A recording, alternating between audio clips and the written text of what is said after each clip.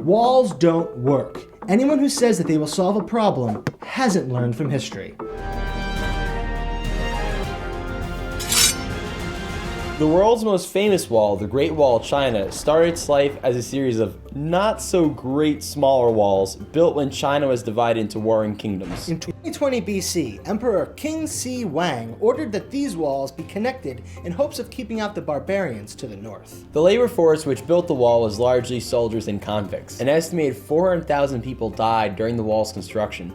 Many of these workers were buried inside the wall itself. After the death of Emperor Huang, the wall fell in disrepair, and eventually in the 1200s, it completely failed its purpose when Genghis Khan and the Mongolians invaded. Khan got busy and ended up controlling most of China. Today, 1 in 200 people are direct descendants of the man. The Great Wall tourist attraction of today was largely built in the 14th century during the Ming Dynasty. And while we're at it, it can't really be seen from space, unless you have a telescope. Meanwhile, by the 2nd century AD, the Roman Empire had controlled most of the Isle of Britain, aside from the unruly north.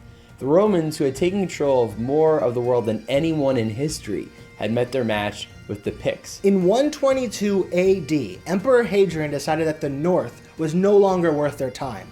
But building a 73-mile wall from the North Sea to the Irish Sea to keep the Picts from invading was. The wall had 14 forts with up to 1,000 troops each. People could pass if they paid a tax, but it seems like the Northerners didn't seem to care as much, as there were no major breaches. When the Roman Empire fell apart in the 5th century and left distant Britain to itself, ironically, the people started to dismantle the wall and to build up the fledgling England's buildings and roads. And Hadrian's Wall would become the inspiration for George R. R. Martin for The Wall in Game of Thrones. And you can still visit it to this day. But we never learned. After World War II, Germany was divided into districts for each allied country. The UK and America allowed their districts to form freely into Western Germany, while the Soviets turned their Eastern Germany into a communist state connected to their own. And this even divided the German capital Berlin into two, turning Western Berlin into an island inside East Germany and a symbol of the Cold War, which was at its height. To keep it short,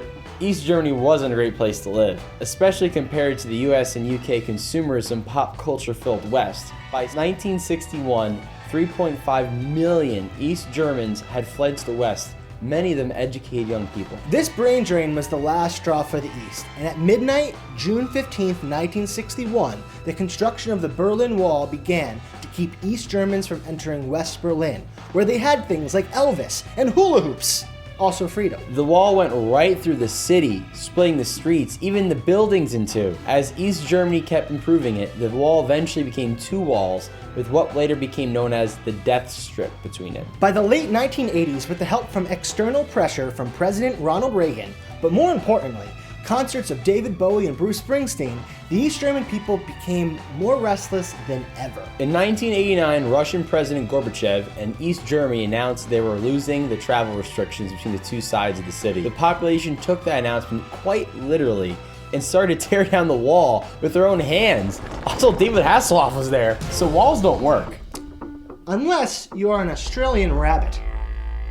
In 1859, this guy, Thomas Austin, released 24 wild European rabbits on his land in eastern Australia, thinking hunting some wabbit would make him feel more at home. The rabbits did what rabbits did best, eat and make more rabbits, and the population surged epically, destroying endless flora and fauna. In 1907, fearing the Western March of the rabbit would decimate their crops, Western Australia built a fence from the north to the south, over 1,000 miles, the longest fence in the world. By the 1920s, Australia's rabbit population had swelled to 10 billion from 24. Western Australia, thanks to their fence, has mostly been saved. But guess what?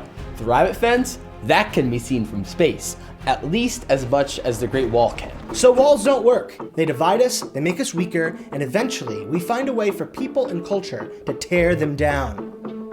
That is, unless you're an Australian rabbit. Fun fact, the Latin word picti stands for painted person, which kind of is cool because the Picts painted their faces.